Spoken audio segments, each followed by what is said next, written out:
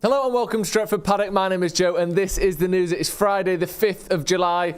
I mean, we don't even need to talk about that election last night, do we? We might talk about it on the brew later on, but there's plenty of other news to talk about. Plenty of Manchester United news to talk about, okay? You know, it's not just the red wall in politics that's building. United are building a red wall as well with transfers. Bang, there we go. That's going to be the only election pun of the day. Ugarte deal looking ever closer. There's reports as well now that one of our biggest rivals for his transfer are no longer in for him. We'll be getting into that. United have also poached a goalkeeping coach from Ajax 2 weeks after he arrived. That almost seems unfair, to be honest, but we'll get into that as well. And also, the latest on Marcus Rashford. There have been some reports that he wants to leave Manchester United, that United are listening to offers, that there's been talks with PSG. Henry Winter is dispelling a lot of those rumours and talking about how much Marcus Rashford wants to stay. We'll get into all of the full details there as well. Good morning, everyone. Kevin H. Morning, Joe. Good morning. Joe, we need Dom to do a transfer live. That's for another time. Let's get into Manchester United news. And let's start off with this story then from Laurie Whitwell. He has been talking about this exclusive. Manchester United set to hire Jelle ten Rauvalar.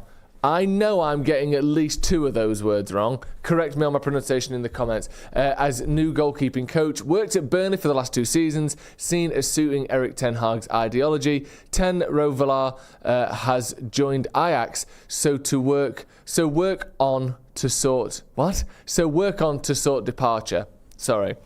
There's a rumour of a £100,000 fee going to Ajax for his services.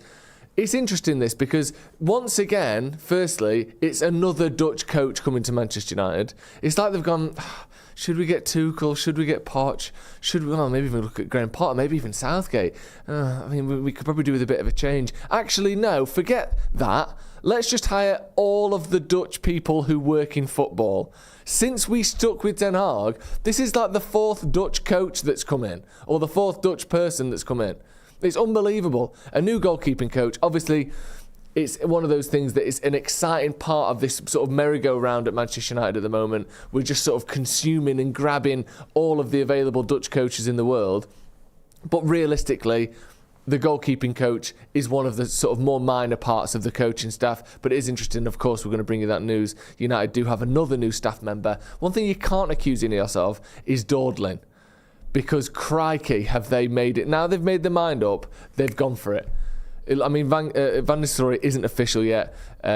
Neither is René Harker either, and obviously now Ten Rauvalar isn't official either. But these are all expected to happen. I'm sure these all will happen, and it's all happened within about 2 weeks of announcing that Erik ten Hag will stay at United, and he's had his contract extended as well. AHK7 says, how Dutch is United going to be?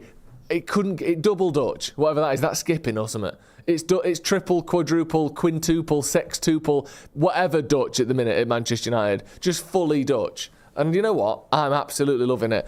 Amaya says we're almost as Dutch as the Dutch national team. Correct. Ten Rauvalar says Heaven Soul. That's what I kind of landed on as well. So I'm glad that we've got a little bit of agreement on that. Andrew says, morning Joe, happy Friday. Don't you wish some of these coaches had simple names like Smith? First of all, how dare you? And second of all, Ten Rauvalar could very well be a simple name in Dutch. It's not up to my English palate to decide whether that's a normal name or not. I think it's a lovely name, personally. You know what I'm saying? Right, let's move on to our next story. Obviously, a goalkeeping coach is very important. It's something that United need. It's the sort of thing as well that, you know, Onana is one of those transfers that kind of hangs in the balance, I think. I think he had a good season last year, but he could very easily be, let's say he starts next season how he started last season. That could be one of the sticks that people are using to beat Ten Hag with. That could be one of another transfer that's failed. Anthony, Casemiro, now Onana. So this guy, Ten Rauvalar, coming in, him working and him being a success with Andre Onana could be a critical part of Erik ten Hag and Manchester United's success next season, especially if we actually have the defensive players in Luke Shaw, Martinez, and perhaps Branthwaite and or another. De Ligt obviously being the big name. If we actually have those players in there, Onana's ability to play out from the back will probably be even more crucial than it was last season, when I think in the end when it's, Casemiro and Johnny Evans, or, Willy Camboala, and you've got Wan-Bissaka at left back, I think we didn't quite play out from the back the way that Ten Hag had envisaged with Onana. Let's move up to this Ugarte story then, because this is a couple of different pieces coming together here. So this is from this morning in the Mirror. Ugarte pursuit ramps up. Now, it's sort of looking at the fact that Bayern Munich have just agreed a deal for João Palhinha from Fulham. It says there that United have stepped up their pursuit of PSG star Manuel Ugarte, with Bayern Munich now out of the race. He only joined PSG last summer, as I'm sure a lot of people know, from Sporting Lisbon, but fell down the pecking order toward the end of the season. It's put him in line for departure, with United's interest gathering pace. According to reports from France, Bayern's move for João Palhinha has cleared the way for the Red Devils.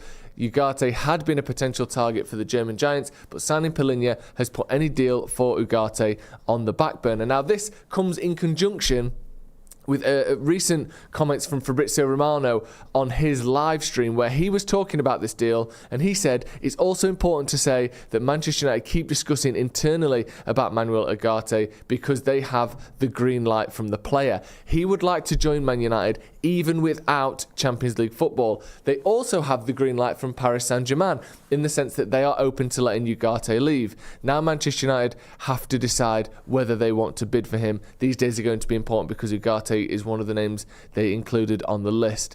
Now, there's been also other reports since then that United are very keen to sign Ugarte. There haven't been really any other names linked with United in that central midfield area. And of course, having the green light from Ugarte, he wants to join. The green light from PSG, they want to sell him. The final piece coming together is United getting these finances sorted. Another thing is Ugarte, I believe, is still away for Copa America, so maybe getting that deal over the line might have to wait a week or two. But as far as I can see, the lack of interest in other players, the lack of interest from other clubs in Ugarte, the willingness for him to join United, and the interest in United for him, all of that put together, and the fact that PSG want to sell him, to me, this feels like a deal that is very, very doable. And I think, unless there's another name that comes in the next sort of few days, it feels like a deal that's going to get done. Again, that final piece there is just my opinion. The rest of that is the opinion of journalist Fabrizio Romano in particular. It's very, very exciting. AHK786 again says, how are we going to pay for it? Our assets will be bought for pennies. Sancho, Greenwood, Donny van der Beek, etc. They're not all going to be sold for pennies. There's a reports, isn't there, in the last couple of days that Lazio and Marseille have both bid for Greenwood somewhere in the sort of 20 million range, which is less than we want. But then there's also reports of a 50% buy-on fee, sell-on fee, should I say. So let's say Greenwood goes there, scores 20 goals next season, 30 goals the year after, and they sell him to, I don't know, a Juventus or a Bayern Munich or a Real Madrid or whatever for 70 million in 2 years' time. United would then receive 35 million of that, taking the total fee up to about 55 million. The other hand, of course, if his career doesn't go that way, United are stuck with 22 million, which isn't probably enough, is it, for what's going on in terms of his ability. But we'll have to wait and see. United being able to sell players is going to be crucial. We were talking about it on Off the Bar yesterday. For me, United's ability to sell players going forward is going to be just as important as who we sign. One of the reasons why Chelsea have had such a high turnover of players, and they've been able to do what they've done in the last couple of years. Not that I want United to spend 650 million in one window and get most of those transfers wrong, but their ability to sign those players has come from the fact that I think they've made £1 billion in sales in the last 10 years, Chelsea.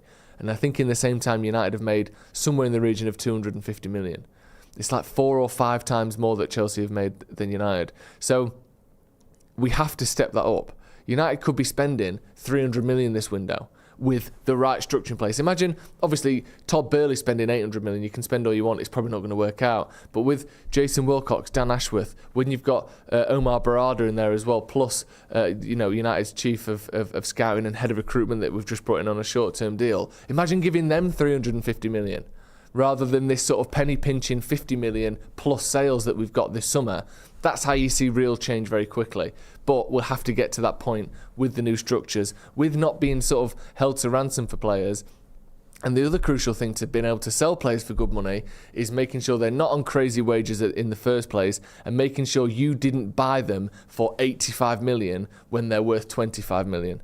because you're never going to make a profit on an Antony. You're never going to make a profit on a Casemiro, because we spent the very, very maximum that any club in the world would spend on them, and then they've had poor seasons after that. We're losing money hand over fist with that kind of philosophy, so it can't happen. Wayne Davies says, I don't think under the circumstances that 20 million for Greenwood is that bad, especially with a 50% sell-on clause. I agree. I just think the sell-on clause idea, because it's sort of fictional money, it's theoretical money. They may never sell him. He might leave on a free in 5 years. They might sell him for 8 million quid in 2 years. So United can't put 50% sell-on fee on the books to buy players. United need sort of an upfront fee, or at least a fee that's guaranteed, so you can put it on the books and allow you to spend more money this summer. James Barry says, may as well launch an orange kit. I mean, that would be cool, actually. A Dutch edition. I'd quite like that. I've noticed that the United's kit this season does seem to have a little bit more orange in it. Do you know, sometimes you have the kits that are a little bit more kind of like a pinky, almost like maroony red. And then other years you have a kit that's a little bit more reddy, fiery, orange red. This season's an orangey one. I think Ten Hag, in his contract, he's got a veto for transfers, and he gets to decide which of the 8 different Man United reds that we pick for that season. Just a theory, man. That's all I'm going to say. Faraz Khan says, I believe Ineos will be doing a good job with player sales and won't sell them for too cheap like we have in the past, and will buy smartly too. I hope so. I mean, all of that in one, that's a very good transfer, isn't it? That's a very good transfer policy. Don't get screwed when you're selling players, and buy players for a good fee. Perfect. If they can do that, then great. I just think with some of them, Sancho in particular, you know, and Antony and Greenwood and Casemiro as well. You look at those 4 players, it don't really matter how good at negotiating you are. There's a limit to how well you can sell those players, because we're just in a very poor situation with all of them, either by age, by performances, or by wage, or more than one of those. United aren't in a great bargaining position when it comes to those players. So Ineos can be as great as they want, but some of the mess that they've inherited, they may have to take a bit of a hit on without us saying, oh, they're terrible, they only got 25 million for Casemiro. Well, who's going to pay more than that? That's not Ineos' fault. They didn't buy him. Let's move on to our next story then. And this is sort of off the back of a few stories that United and Rashford are in conversations with PSG, and that maybe they want him, and that maybe he wants to leave Manchester United. There were some reports yesterday, I think it came from The Sun originally, so we all know, you know, what that means. It's almost certainly nonsense. But it was then reported in the Mail, it was then reported in the Express and across other publications. So it's the sort of story that you've probably seen, that I've seen.